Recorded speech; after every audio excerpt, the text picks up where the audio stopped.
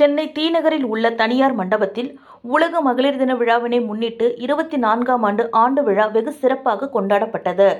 ஆவின் மகளிர் நல சங்கத்தின் சார்பாக உலக மகளிர் தின 24ஆம் ஆண்டு விழா கொண்டாடப்பட்டது. முன்னதாக இந்நிகழ்விற்கு மாநில தலைவர் ஆர். சிவகாம சுந்தரி அவர்கள் தலைமை வகித்தார். சிறப்பு அழைப்பாளர்களாக ஆவின் நிர்வாக இயக்குனர் ஏ. ஜான் லூயிஸ், ஆவின் இணை நிர்வாக இயக்குனர் ஆ. கவிதா, ஆவின் CEO ராஜீவ்குமார் டிஜிபி, ஆவின் நிர்வாக பொது மேலாளர் எஸ். அமுதா, ஆவின் வணிக பொது மேலாளர் கோவிந்தராஜுலு, இந்து கல்லூரி துணை பேராசிரியர் டாக்டர் திரிபுர சூடாமணி ஆகியோர் கலந்து கொண்டனர்.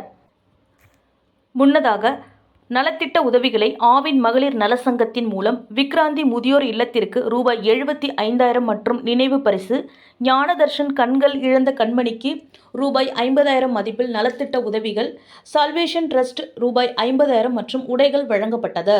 அதன் பின்னர் 2026இல் ஓய்வு பெற உள்ள மகளிருக்கு பல்வேறு போட்டிகளில் பங்கு பெற்ற மகளிர்களுக்கும் பரிசுகள் வழங்கப்பட்டது. அதனைத் தொடர்ந்து கலை நிகழ்ச்சிகள் நடைபெற்றது.